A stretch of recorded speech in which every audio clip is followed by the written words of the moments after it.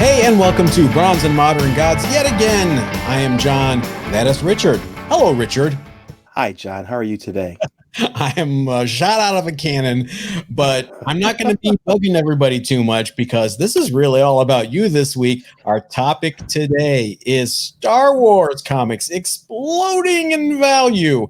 What is going on? Well, we've got the preeminent Star Wars expert that I know, with the possible exception of Sith Lordly, here, and he's going to tell us all about it. This guy.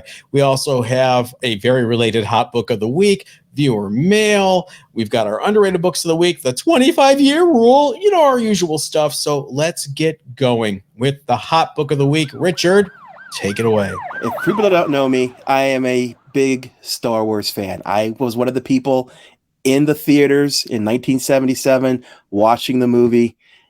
I was one of the people reading the early books and collecting everything I can get my hands on.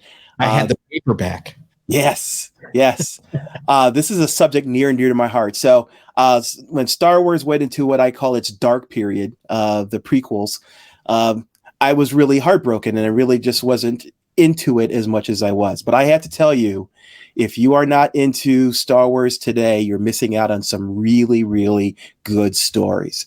I'm not just talking about Ahsoka, who we're going to talk about now, but we're talking about the universe in general. In this case, Ahsoka Tano, who is a big character in the Star Wars mythos from the TV shows, from Clone Wars and from Star Wars Rebels, which are both excellent animated shows if you haven't seen them. As a fan favorite, a character that grew over a number of years, and her book, her first appearance, which is Star Wars Clone Wars #1, has always been kind of a hot book.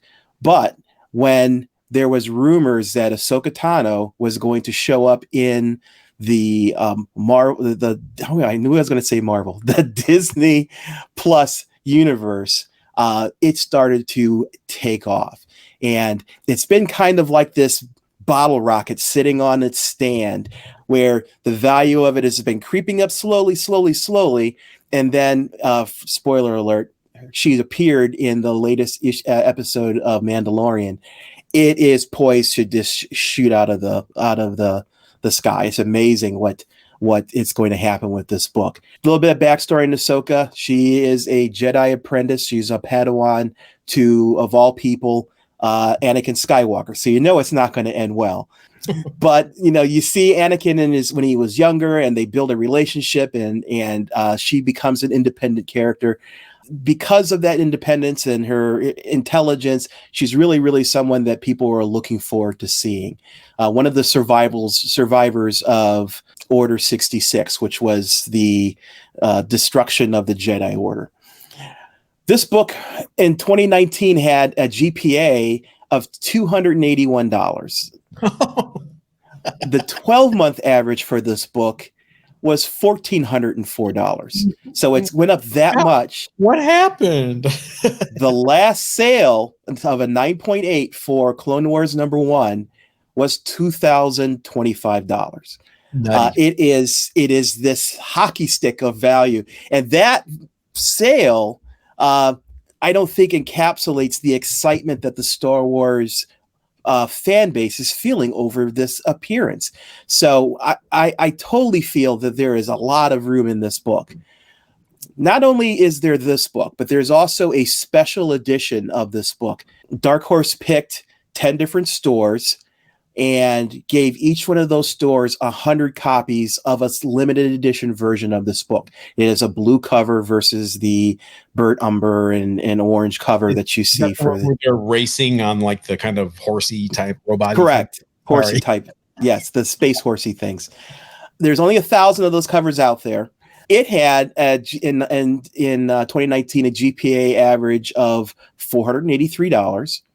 It had a 12-month average of $1,684. And the last sale for this book, and this is only the last sale that GPA is recording, is $4,000.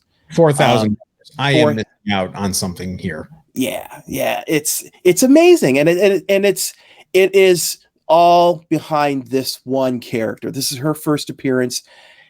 in a comic book. Now, there are other, and we'll talk about that when we talk about other Star Wars books.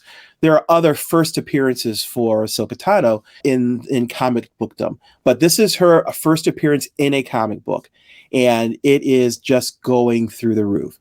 9.8s obviously are where the value is. There is a sharp increase in the values of the 9.8s over 9.6s, but in my opinion, any grade of this book is worth seeking out. If you come across a dog-eared copy that you wouldn't use to prop up, put your coffee cup on, I'd buy it. And if you don't buy it, tell me where it is and I'll come and get it myself. So 9.8s are where the values are. I was unable to afford the 9.8s because the 9.8s have been pricey. When I bought this book for $1,800 about 3 months ago. It's a 9.6. Wow. The 8.0 or the 9.8 for it was, the gentleman also had one. He wanted $3,800 and he still wasn't really that interested in selling it at that price. So wow. There has been a knowledge of the value in this book. And again, Star Wars fans are very, very loyal, very voracious. And there are only 1,000 copies of that book is going to really mean that the price of it's going to go up more disproportionately from the regular cover. Very loyal, very voracious, very upper middle class, perhaps higher, apparently, with these numbers. Yeah. And I tell you, Disney had an opportunity to screw this up by having Ahsoka appear and do something stupid, or not portray her as what her audience was expecting her to be, because It's no longer Disney's character. It belongs to the Star Wars community, and the Star Wars community expects her to do things a certain way. So they did some proper fan service. Oh yeah, they did. They did an excellent job of portraying her on the screen, and I think that just sets up all of her keys to be things that are going to increase value going into the next year. All right, we're going to hit that in a few seconds, but let's take a break and talk about our viewer mail this week. You've got mail. All right, we've got a couple things this week. First off, a follow-up to our discussion about Darkhawk #1 last week. Sixth Face Comics says, a very good point, people are speccing Darkhawk based on a bunch of trademark registrations that Marvel made for merchandise. And that got out. Bleeding Cool got the story, ran with it. So, I always thought that when Marvel created characters, they just did that as a matter of course. So that should have been done in the 90s. Maybe they're just kind of going through IP and making sure all the things are buttoned up. But people are talking movie, TV possibilities. So thank you for pointing that one out. Yeah, our next piece of viewer mail is from Joy Does Comics. Joy's one of our younger audience members, and I appreciate you coming. I love to see people of all ages in the channel. So, and his message is, awesome video, guys. Love all the info you bring. I always cringe when someone says they have a Nova One newsstand. Well, yeah. They're not lying. It is a newsstand. They're not lying. No, I've got a Fantastic Four newsstand, #1. Got an Eternals #1 newsstand. But thanks for the comment, Joey. Appreciate it. Hey, Joey. And Joey's got his YouTube channel he just started, so make sure you check that out if you can. All right, moving back to Star Wars. Star Wars comics are en fuego. Some Spanish for you there. On fire. Thank you. Fueled by the popularity of The Mandalorian. You've got Richard's dream scenario here because he has been stocking up on Star Wars books since 1977. So he's ready for this. Richard, take it away. Yeah, Star Wars, the Star Wars universe has just taken off this past year. It's as I mentioned, it's always been a hot subject. There are always been keys that have been out there. But the interest in Star Wars has really just gone off the charts because of how well the Mandalorian series has gone. And anybody who doesn't know, Mandalorian is a show that is on Disney Plus. It has a different director every episode, and every one of the directors that I've seen has been invested in the Star Wars universe. Then there's big names in there, big names in terms of people who've directed other Star Wars properties. And I have to say, this is easily the best Star Wars series that I have seen. I've watched Clone Wars, I've watched Rebels. They're both excellent, and I enjoy them both. But this show has brought in a whole new audience of people, or actually, I should probably say, brought back a whole new audience of people, because a lot of people, kind of like me, kind of drifted off through all the way up through the sequels and the prequels. This has brought back that energy that the original Star Wars trilogy had. So I feel the reason why we're seeing this buoyancy in terms of the values. And it's not just Star Wars comic books. I'm going to talk about those in a minute, but also there is a magazine called Star Wars Insider, which is basically a fanzine for the Star Wars universe. And there are certain issues of that book that are just off the charts. There is one, issue number 195, which is Baby Yoda's appearance on the cover. It's a green cover with Baby Yoda on it. There is a previews exclusive copy of it that just has, it's a virgin cover with just Baby Yoda in his little crib. I've only seen one listed on eBay, and they had it priced for $2,000 as a starting bid, with a buy it now at $4,000.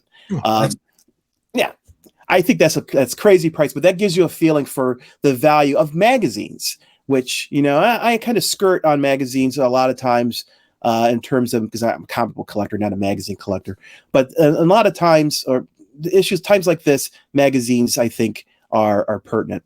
But, it's not only Ahsoka Tano who has been like a powerhouse in the Star Wars milieu. You've got characters like Dr. Aphra, who is an awesome character, shows up in Darth Vader #3. She's kind of like Indiana Jones with no morals. Did Indiana Jones have morals? I guess he did. Yeah. He can steal from indigenous people, but that's exactly problematic. But okay. Yeah, a little problematic. You've got characters like Asajj Ventress, who people who have followed the Clone Wars will recognize that name. She's a Sith assassin.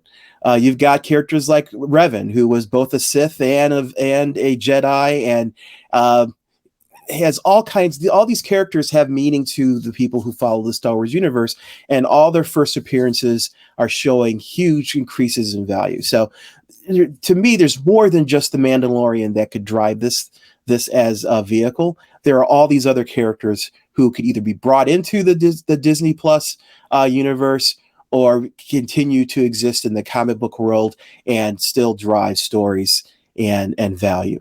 So real quickly, I wanted to cover a couple things. One, remember that the Skywalker saga is done. Okay, we had 9 movies of the Skywalker saga. We're done. So we can leave behind these characters. Now I'm saying that, and Ahsoka Tano has connections to the Skywalkers, obviously, but she has her own story to tell. Does not necessitate a Skywalker to tell it. And I divide the comic books into 3 different groups. First, the movie books. There are books based on movies like Star Wars #1. That's from 1978. That had there's a 35-cent variant, which still is the king of the hill for Star Wars books. There's also number 42, which is Boba Fett's first appearance, and number 68, Seeing Heat, because it's also a Boba Fett cover and appearance. So we're seeing that first run of Star Wars books increasing in value as a part of this general rise. And then you've got the game TV books, things like Clone Wars #1, based off the TV show. Knights of the Old Republic, #9, the first appearance of Darth Revan. You've got Star Wars Republic Special, which is Ahsoka Tano's first appearance in the Disneyverse, we'll call it. The Disney's Marvel universe, the Star Wars universe for Marvel. So that's her first in-canon appearance. Then you've got the books that I consider the comic book originals, things like Darth Vader 3, Dr. Aphra, a character that was developed for the comic book and has really just become that kind of swashbuckling rogue type character that is similar to Indiana Jones. You've got Star Wars Heir to the Empire, which is the first Admiral Thrawn. And anyone who's watched the last episode of Mandalorian saw that Ahsoka Tano is looking for Admiral Thrawn partly because she's also looking for Ezra Bridger, which is one of her compatriots from Star Wars Rebels. One of the rarest books that's out there is a Star Wars Galaxy's Edge #1, the Imagineering variant. This is a copy that was only given out to engineers who worked on the Star Wars project for the amusement park. So there's incredibly limited copies of this book. Whenever you see them come up, they're $1,800 for a raw. And people still buy them because it is kind of the capstone for your collection if you're a Star Wars fan. One thing I remember about this is I was in on the first movie. I saw it in the theater. I was a kid. I loved it. I bought the comic book when it was out. I remember Jackson the Rabbit and going, why? The thing that I loved were the collected Treasury editions that came out when they first reprinted 1 through 3 and #1. Then they reprinted 4 through 6 in the second Treasury edition. Then they did a third Treasury that reprinted all 6 issues. Those things are impossible to find and great, and I think it's because they were so hard to store. And no one wants them. I mean, they're probably very scarce, but who wants to store Treasury editions in their house? Yeah, Treasury editions are a whole special. We should do an episode on them because there's a special breed of people who collect them because of all the challenges that are involved in storing them and then finding them in high grade, and then what's their intrinsic value, because you got to find somebody else who wants to buy it. So yeah, Treasury editions are, I think, an important part of the hobby, but I think it is more niche than the rest of the comic book industry is. And Star Wars is coming up on its 50th anniversary. It'll be here before we know it. Don't tell me that. Yeah. Sorry. I know. I agree. And the thing about these books are, we talk about blue chip books. We talk about books that will have intrinsic value for a long time. Fantastic Four #1s, things like that. I see a lot of these Star Wars, as long as there's a Star Wars universe and these characters are a part of that universe, I see a value in these books. I don't see them taking this massive plummet because, let's say, Mandalorian goes off, and it's no longer a series. Sure, it may take some hits to some keys, but you know what? Star Wars #1 35-cent variant is still going to be Star Wars #1 35-cent variant. So I feel there's a lot of safety in some of these purchases because you've got those hard stops. I feel for the low end of the values for these books. So I would buy them now and watch them increase.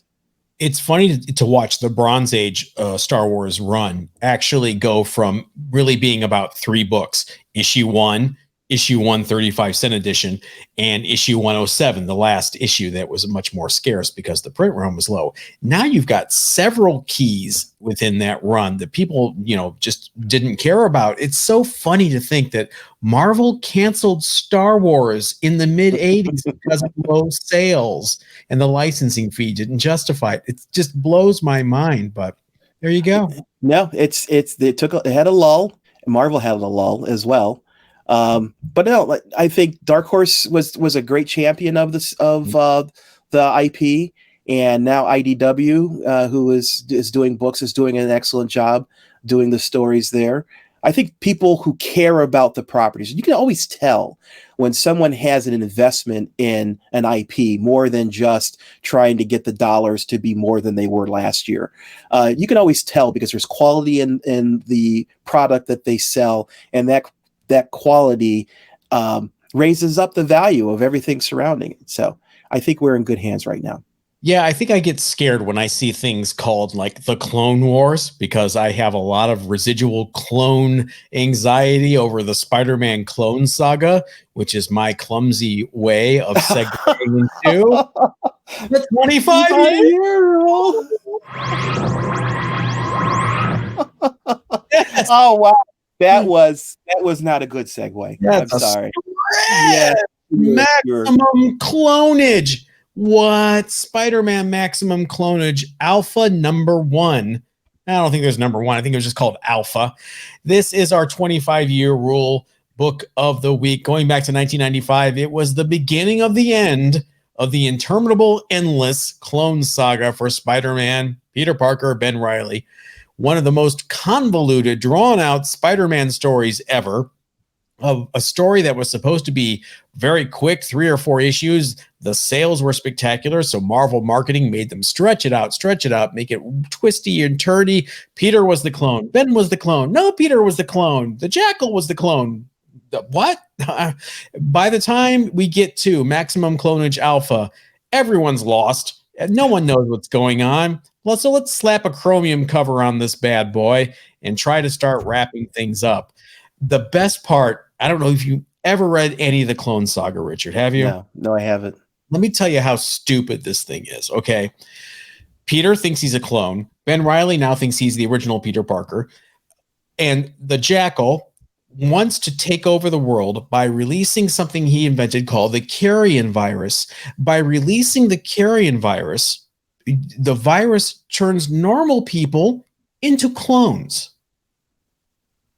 What? Isn't a clone a portion of a normal person? Yeah.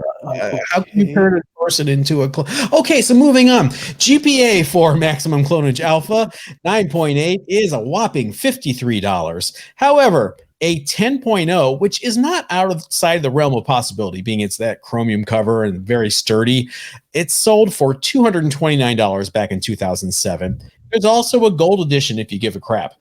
Maximum Alpha, it's out there. It's 25 years old. What did you think of the Clone Saga? Did you hate it as much as I did? Let us know.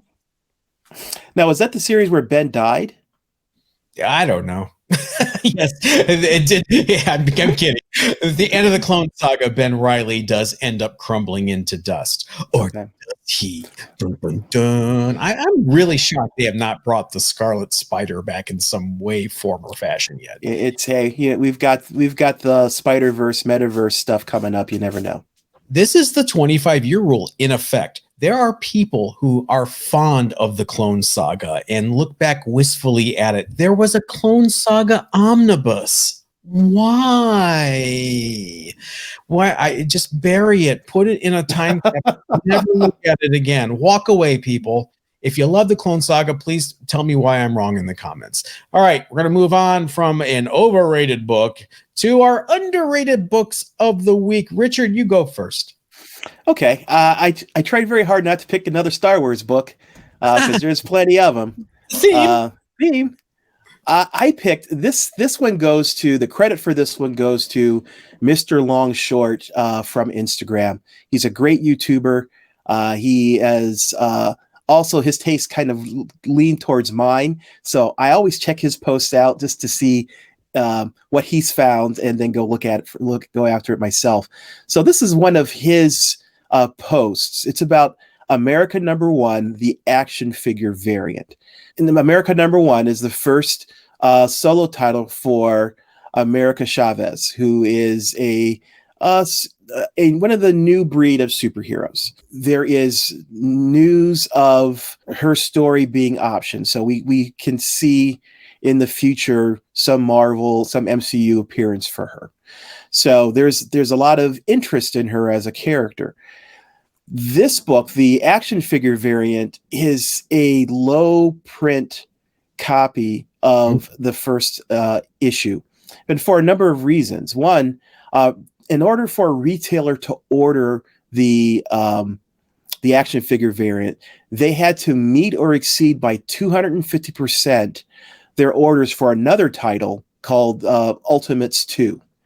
So if you ordered more than 250% of your Ultimates 2. So if you ordered 100 America #1s, you had to order 250 Ultimate #2s in order to qualify for the America #1 action figure variant. Correct. Wow. Correct. Yeah.